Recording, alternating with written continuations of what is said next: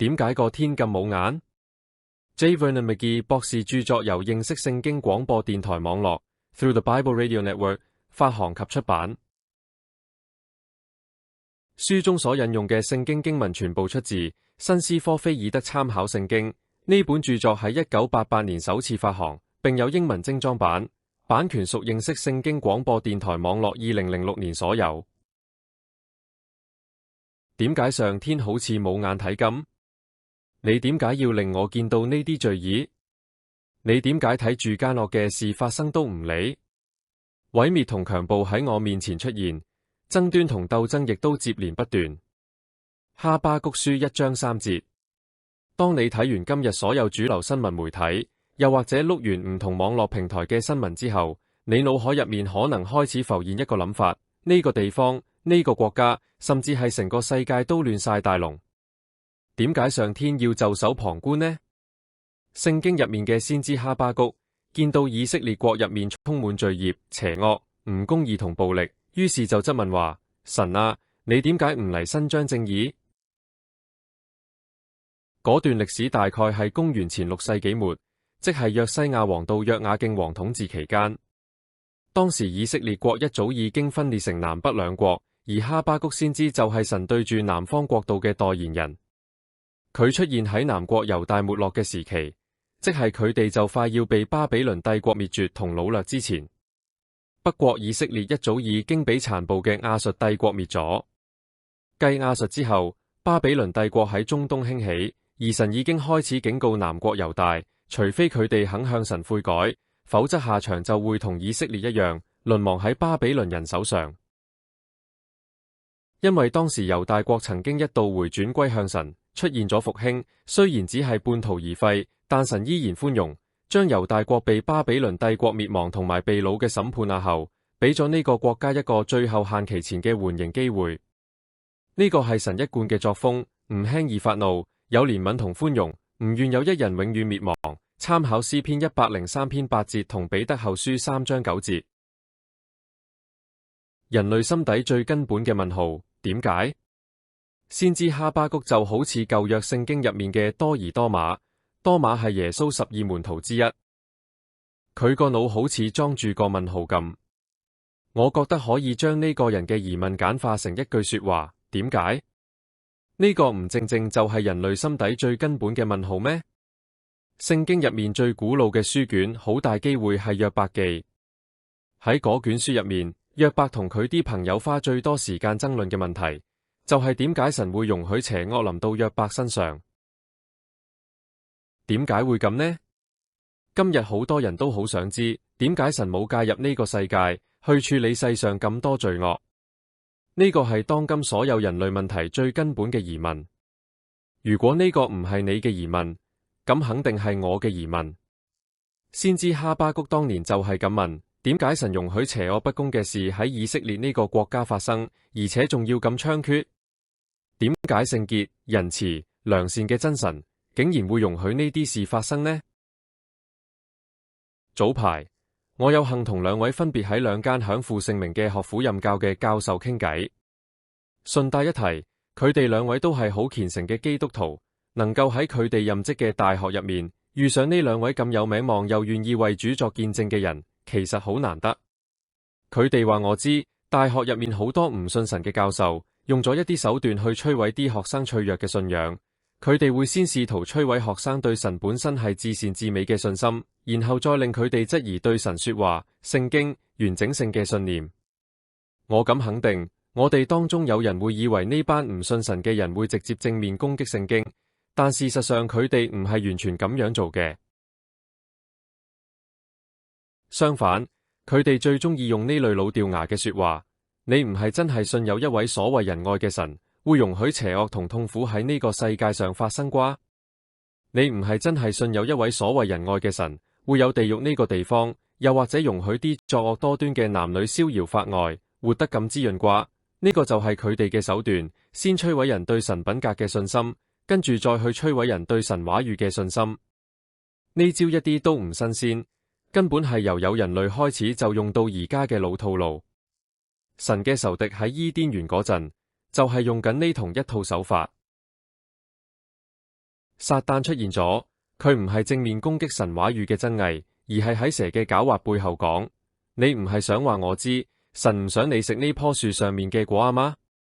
你嘅意思係，仁慈嘅神會阻止你食嗰棵可以令你有善惡知識嘅果樹？參閱創世記3章1至6節。呢一連串嘅疑問，我可以咁講，其實正正係屬神嘅先知對神嘅疑問。點解一位充滿愛、一位至聖嘅神會容許邪惡喺人間存在呢？當神嘅回答只係令我哋有更多疑問，不如一齊睇下先知哈巴谷點樣面對嗰個時代嘅情況，同埋佢對神有咩具體嘅疑問。留意下佢點樣講，此時此地又引起爭端同相鬥。呢個人喺佢國家入面四圍走，佢見到周圍都係罪惡、熱脹、奸邪、冤枉同埋枉法，呢啲嘢全部都喺度發生緊，而且未停過，所以佢就質問神：點解你視若無睹，乜都唔做呢？因此律法鬆懈，公理亦都唔顯明，惡人圍困義人，所以公理明顯係顛倒嘅。哈巴谷書1章4節。呢個係我嘅疑問，相信亦都係你嘅疑問。點解神對於世間嘅無法無天會坐視不理呢？點解神要任由人無惡不作呢？點解佢唔將惡人繩之於法呢？點解佢竟然會由得啲男男女女嘅惡棍壞蛋周圍逍遙法外，仲要享盡福樂？等我話你知啦，今日我哋呢個美利堅合眾國，由荷里活一直到華盛頓首府，全部都係公然無視神嘅法度誡命，仲要好似若無其事咁。而神對此似乎係無動於衷。所有神嘅子民都面對緊同一樣嘅困惑，就連詩人喺詩篇入面都凄然呼喊。至於我嘅腳幾乎失閃，我嘅腳險些滑跌。我見惡人同狂傲人享平安，就心懷不平。佢哋死嗰陣冇痛苦，佢哋嘅力氣依然壯實。佢哋唔似其他人咁受苦，亦都唔似其他人咁遭災。詩篇73章2至5節。順帶一提，神俾咗呢首詩嘅作者佢嘅答案。神喺詩篇37篇入面話：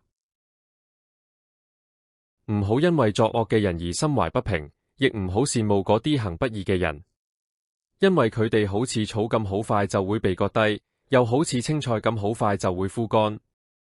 詩篇37章1至2節。不過我哋先返去哈巴谷先知嗰度，因為佢之前問神嗰個問題仲未得到答案，但神確實回應咗佢，話俾佢知神將會採取行動，亦即係話佢哋嘅罪神絕對唔會當睇唔到。神其實係話，當我嘅子民繼續犯罪，而我差遣嘅先知不斷警告佢哋，叫佢哋回轉歸向我嘅時候，我其實已經準備緊點樣去處理佢哋啦。我必興起迦勒底人，就係嗰班殘忍暴躁嘅民族，佢哋通行遍地，佔據唔係屬於自己嘅地方。佢哋威武可畏，審判同勢力都係隨心所欲。哈巴谷書1章6至7節。之後，神用書中接續嘅篇幅去描述迦勒底人、巴比倫人係幾咁恐怖嘅復仇者。我嘅朋友，你去睇下佢哋嘅歷史啦。巴比倫人先喺公元前605年大肆攻略南方嘅猶大國，之後喺公元前593年再大舉征服猶大國，最終喺公元前586年原文應為586年，再一次嚟到殲滅猶大全國。你將會見到尼布甲尼撒王喺耶路撒冷城外圍起營寨，最後佢嘅軍隊攻破城牆，燒毀全城，摧毀聖殿，並夷為平地，將生還嘅人擄走做奴隸。所以當神話呢班即將嚟到嘅巴比倫人係佢用嚟審判自己子民嘅工具時，絕對係一啲都冇誇張。神喺第一次回應先知哈巴谷嗰陣，意思其實係咁樣：你以為我對邪惡袖手旁觀，但其實我正喺度採取行動。我預備緊喺幼發拉底河畔興起一個國家，我會暫時將佢哋拒之於以色列國門外。佢哋係唔可以動以色列國分毫，除非等到以色列國填滿自己罪孽之杯嘅時候，除非罪孽之杯滿瀉，否則神係永遠唔會俾終極審判臨到。但隨後喺我嘅審判之下，我會令佢哋排山倒海咁湧入以色列地，徹底管束我嘅子民。而家你可能會覺得呢個係一個答案，但神咁樣回答，對於先知哈巴谷嚟講，根本就等於冇答過。講真，呢樣嘢反而造成比佢最初嘅疑問更大嘅疑問，令佢心中產生出比第一個點解更大嘅點解。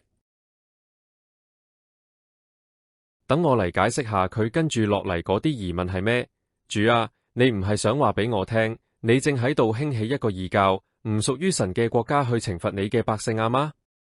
佢哋比起我哋更加邪惡，與其要我哋受你審判，不如你先去審判佢哋啦。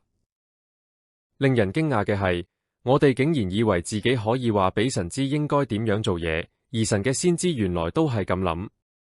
今日有好多基督徒正喺度教神應該點樣做先至啱，但神似乎完全冇理會過我哋任何嘅建議。耶和華我嘅神，我嘅聖者啊，你唔係自緊古就有咩？我哋係唔會死嘅。哈巴谷書1章12節。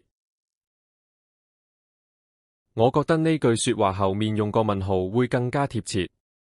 留意反先知哈巴谷話，我哋一定唔會死，意思即係話，我哋一定唔會死係咪？神，你真係咁樣意思咩？喺呢度，一個唔耐之前仲問緊神點解你仲唔做嘢嘅人，神就同佢講，我處理緊啦。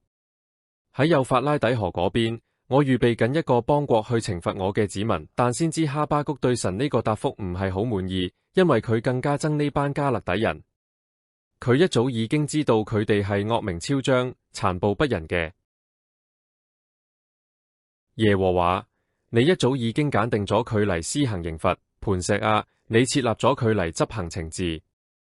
你對眼咁潔淨，睇唔到邪僻，亦睇唔到奸惡，點解啲行詭詐嘅人，你睇住都唔理呢？惡人吞滅緊俾自己公義嘅人，點解你反而靜默不語呢？哈巴谷書1章12至13節。去到呢度，問題就係咁樣啦。神啊，點解你要叫我哋喺一個比我哋更加邪惡嘅國家手上受審判嘅苦呢？佢哋應該先受到神你嘅審判先啱，而唔係我哋先受審判啊。但係先知哈巴谷已經向神申訴，神應該因為以色列民大大犯罪而審判以色列國，即係嗰個稱為他名下嘅國家。所以你睇，佢而家面對緊一個比之前更大嘅困難。點解一定要發生喺我哋身上，而唔係發生喺佢哋身上呢？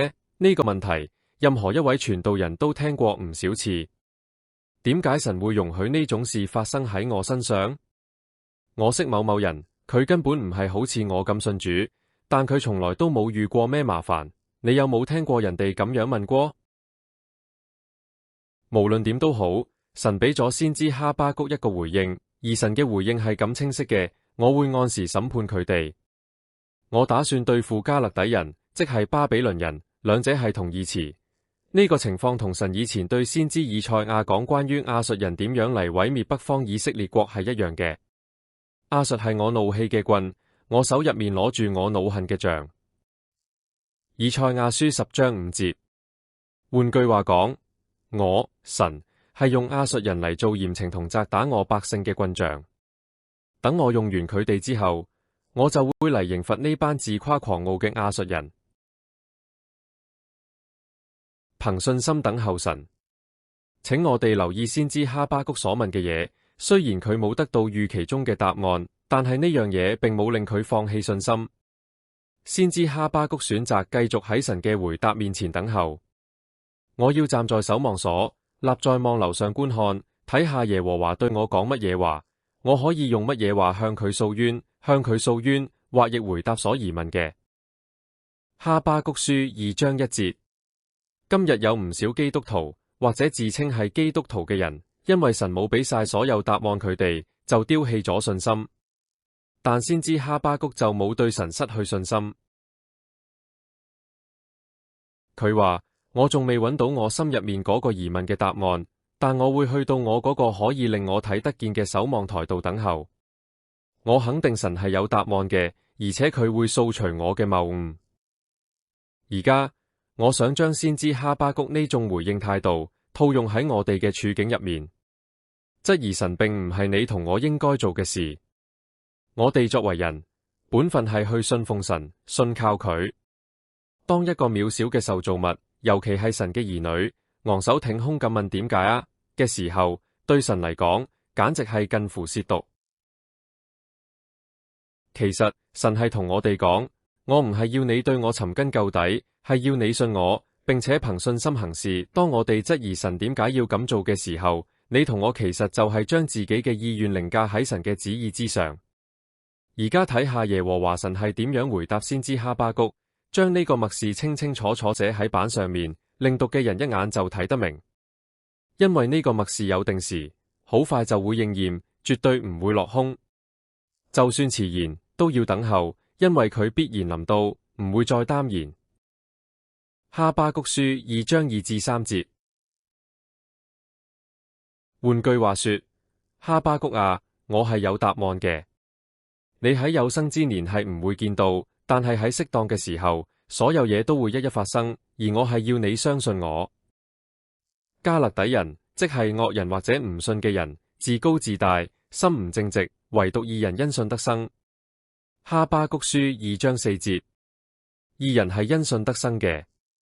神當時係對先知哈巴谷講，我想話俾你知，我唔會喺呢一刻俾晒今生所有問題嘅答案你。我唔敢做嘅主要原因，並唔係因為我冇答案，而係因為我希望你憑信心去生活。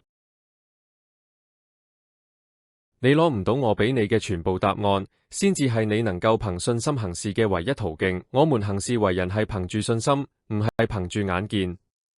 哥林多後書5章7節。所以神好多時都係咁樣對我哋講，我嘅孩子啊，我要求你嚟同我同行，仲要相信我。但神並冇話要俾晒所有答案我哋。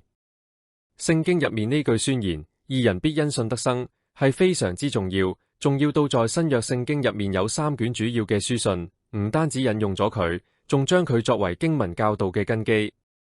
使徒保羅喺佢寫嗰篇關於信心使人得救嘅偉大宣言入面，佢係咁樣寫俾我哋：我唔以福音為恥，因為呢個福音係神嘅大能，要救一切相信嘅人，先係猶太人，後係希臘人。因為神嘅義正係喺呢個福音上面顯明出嚟。呢個義係本於信，以至於信。正如經上所記，義人必因信得生。羅馬書1章16至17節。跟住保羅呢封寫俾羅馬教會嘅書信，就繼續引入一個好宏大嘅主題，就係罪人係因為信而稱為義。神要求你同我都要做到佢當初要求哈巴谷所做到嘅嘢，就係相信佢會救贖你，佢會為你伸冤。而且只係因為你單單接受耶穌基督為你嘅罪死喺十字架上，佢就會徹底除去你嘅罪咎，令你可以企喺神面前。呢樣仲未止，神唔單止要我哋因信稱義，算為無罪，佢更加係要我哋喺人生入面繼續憑信而行。使徒保羅喺寫俾加拉太教會嘅書信入面，一再引用哈巴谷書呢句神嘅話，冇一個人可以靠住律法喺神面前稱義，呢樣係好明顯嘅。因為經上話，義人必因信得生。加拉太書3章11節。保羅喺加拉太書呢度嘅重點，並唔係羅馬書所強調嗰種因信稱義嘅道理。佢引用呢句說話，重點係在於信主嗰份信心。你同我喺神面前都有罪，而且係污穢嘅。你睇下，當人喺伊甸園犯罪墮落之後，罪就由2個方向湧出嚟。一個係向住神嗰邊，令到人有罪；另一個係向住人嗰邊，令到人污穢同埋敗壞。一個污穢嘅人係帶唔到任何潔淨嘅嘢去神面前。信心唔係人嘅功德，但信心係神今日唯一會接納你同我嘅嘢。呢個就係保羅講呢番話嘅原因。我已經同基督一齊釘咗十字架，而家活住嘅唔再係我，係基督喺我入面活住，並且我而家喺肉身活住，係因為信神嘅仔而活。佢係愛我，為我捨己。加拉太書2章20節。喺聖經希伯來書另一卷引用咗哈巴谷書嘅使徒書信，我哋發覺喺嗰個篇章展示出人係點樣因住信心而活嘅事例之前，有呢句神重大嘅話語，只係義人有古卷，我嘅義人必因信得生。佢如果退後，我心入面就唔中意佢。希伯來書10章38節。我已經同基督一齊釘咗十字架，而家活住嘅唔再係我，係基督喺我入面活住，並且我而家喺肉身活住，係因為信神嘅仔而活，佢係愛我，為我捨己。加拉太書2章20節。喺聖經希伯來書另一卷引用咗哈巴谷書嘅使徒書信，我哋發覺喺嗰個篇章展示出人係點樣因住信心而活嘅事例之前，有呢句神重大嘅話語，只係義人有古卷，我嘅義人必因信得生。佢如果退後，我心入面就唔中意佢。希伯來書10章38節。呢個就係我哋今日問題嘅所在。我哋想先知道答案，好等我哋可以按住個答案嚟做人做事。但係神向先知哈巴谷嘅意思係，我係有世人人生所有嘅答案，但我唔會將答案逐一列晒喺書卷嘅後面。我唔會將答案俾你，因為我想你為咗我而留喺問題之中，並用信心去行你嘅人生，一步一步咁跟住我走。透過神所做嘅事去認識佢。當先知哈巴谷見到自己國家人民嘅罪惡，而問點解會咁嘅時候，佢係嘗試去理解將來會發生咩事。但對我哋有利嘅係，我哋可以回顧以色列嘅過去，呢啲已經係歷史啦。我哋見到哈巴谷所疑問嘅答案，神將佢嘅子民送去被擄，神確實因為佢哋嘅罪惡而有所行動。先知哈巴谷曾經問：你點解要俾我見到呢啲滔天大罪呢？神回答話：你話佢哋罪孽深重係啱嘅，所以我正正就係要處理呢件事。我係聖潔嘅，我唔可以對罪惡視而不見。我會去審判呢一切，但我係忍耐嘅。有一日，加勒底人真係嚟到，仲征服咗南面嘅猶大國。但係神咁樣安排，其實係為咗呢個國家好，亦都係為咗彰顯佢嘅榮耀。聽下神點樣講啦。耶和華話：你哋要喺列國之中觀看，大感驚奇，因為喺你哋嘅日子，我做咗一件事，就算有人話俾你哋知，你哋都係唔會信。哈巴谷書1章5節。當使徒保羅開始佢嘅宣教旅程，佢去到比西底嘅安提亞，喺嗰度講咗一篇史無前例、最偉大嘅講道。喺呢篇講道入面，保羅回顧咗哈巴谷書，仲引用咗呢句經文：唯獨神所復活嗰位，佢並冇見到朽壞。所以弟兄們，你哋要知，赦罪嘅道係由呢個人傳俾你哋嘅。你哋靠摩西律法，喺一切唔能夠稱義嘅事上信靠呢個人，就都得稱義啦。所以你哋務必要小心，免得先知書上面所講嘅臨到你哋。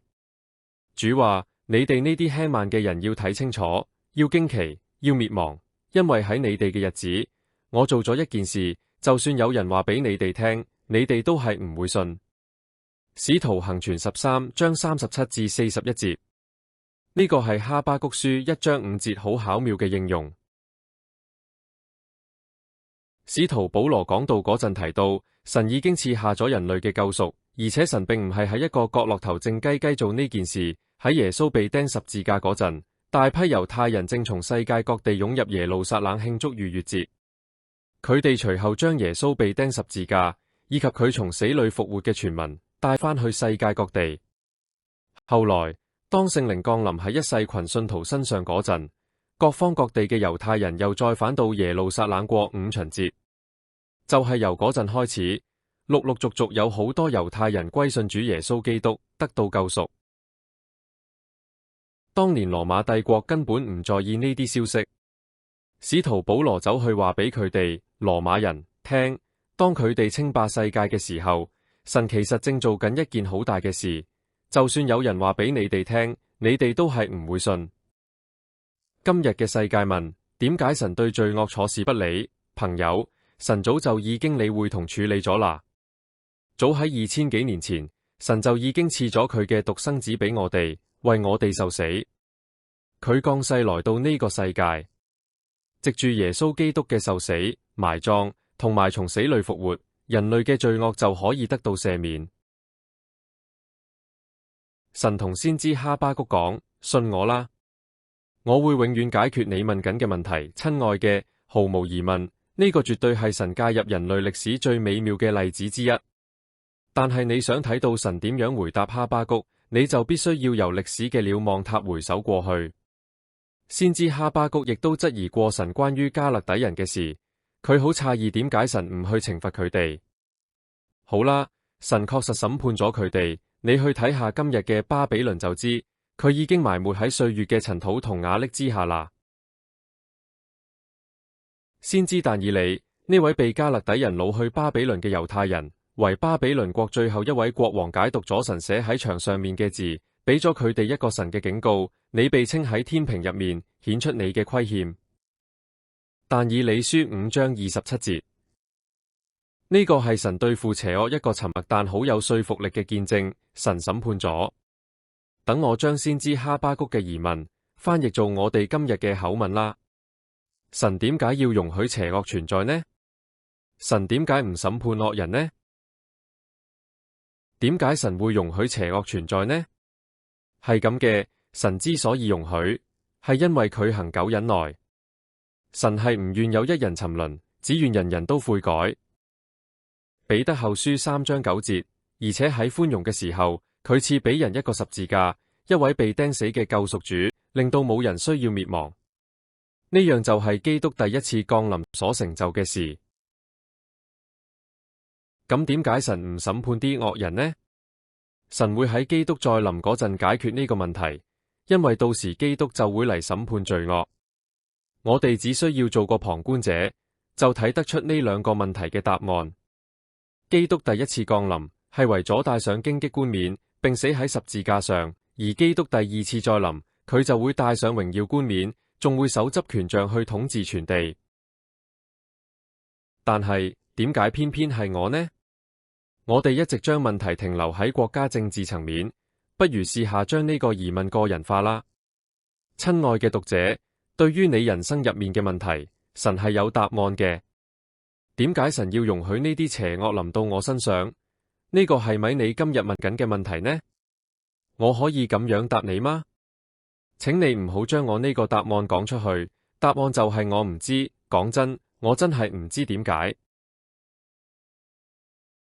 我曾經住過阿肯色州西羅亞斯普林斯市 Siloam Springs 一間汽車旅館，嗰度近到我喺旅館前面掟石過去，都可以掟到去奧克拉荷馬州。因為距離真係好近，我同太太就揸車入咗去奧克拉荷馬州，再揸多幾英里，去咗我爸爸安葬嘅墳場。每次去到呢個地方，我都會覺得好感觸。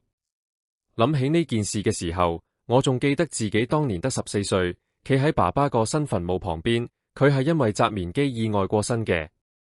嗰陣我企喺度，喊到聲嘶力竭咁問：點解啊，天父，點解要帶走佢？點解呢啲事要發生喺我身上？時光飛逝，今日我或者揾到呢個問題嘅答案。我覺得呢個係神管教我呢個男仔嘅方式。如果唔係，我永遠都唔會投身去侍奉神。喺我後來嘅人生入面，我企喺安置住我大女遺體嘅白色小棺材側邊，又再問神同一個問題：點解你要俾呢種事發生喺我身上呢？直到今日，我依然冇答案。但我想話俾你聽，我會去到我嘅守望台，喺嗰度守候等待。我信靠呢一位有答案嘅主，佢已經好肯定咁喺我心入面講：只要將你隻手交俾我，同我一齊走過黑暗。到時候我就會話俾你知答案。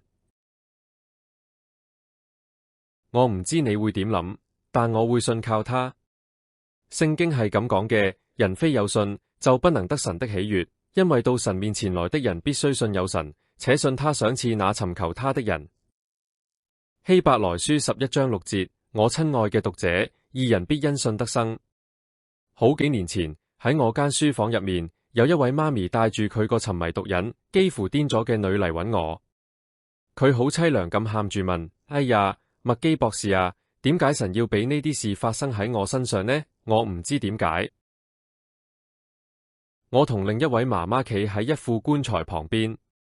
佢個仔係我呢世人見過最優秀嘅後生仔之一，竟然喺軍事行動入面犧牲咗。佢哋甚至連棺材都唔敢打開，睇最後一眼都冇。嗰位媽媽問我，麥基博士，點解呢啲事會發生喺我身上？我唔知，我真係唔知。但我確實知道一樣嘢，先知哈巴谷知道答案。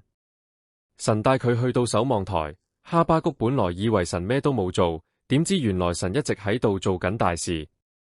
於是先知哈巴谷懇求神話：耶和華，我聽見你嘅名聲就懼怕。耶和華，求你喺呢啲年間復興你嘅作為，喺呢啲年間顯明出嚟，喺發怒嘅時候，亦都唔好忘記憐憫。哈巴谷書3章2節。到呢度，先知哈巴谷轉變咗佢嘅諗法。佢話：我聽見你嘅言語，就驚起上嚟。佢驚啲咩呢？係咁嘅，佢原本以為神乜都冇做，但而家佢驚神其實做得太過火。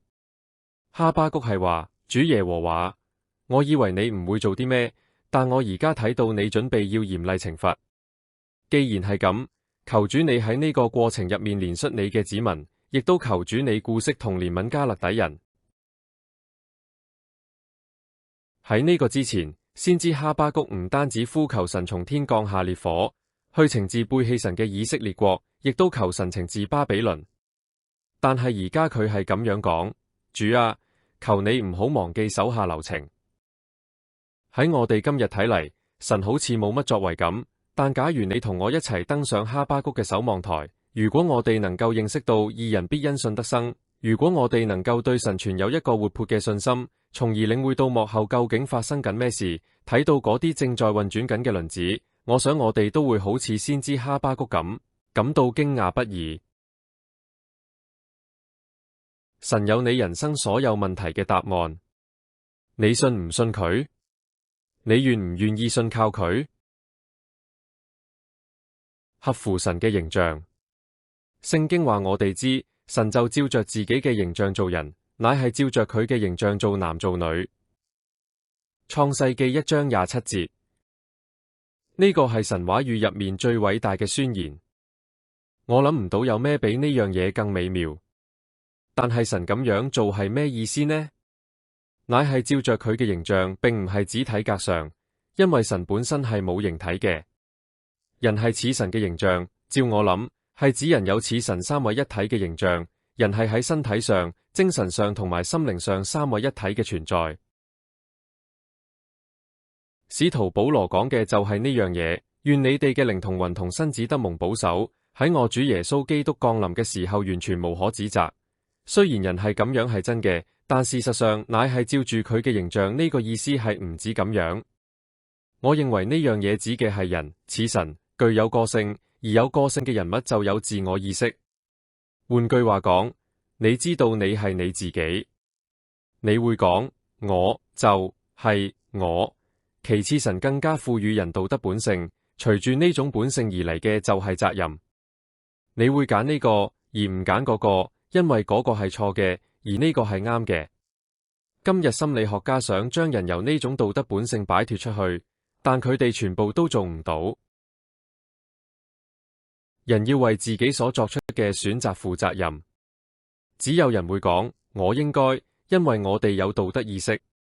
跟住落嚟，神賦予人嘅第三樣嘢，而我認為神咁樣做係包含咗一個好大嘅玄機，就係自由意志，即係選擇信服神或者選擇信服邪惡嘅能力。有咗呢個能力，人就可以講我願意。所以人會講好似我係、我應該、我願意呢類說話，令我哋喺呢三個方面好似創造我哋嘅神。我相信呢個就係神照住佢嘅形象做人嘅意思。而家嘅人類本來係照住神嘅形象嚟做，但已經被摧殘得體無完膚，其中有一部分喺人犯罪墮落之後，幾乎已經完全破壞晒。不過，我嘅朋友，你可以選擇相信耶穌基督。呢個係現代人墮落喺罪惡之中嘅唯一出路。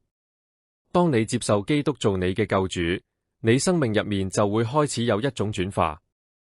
神想令你變得同基督耶穌嘅形象一致，只要你肯嘅話。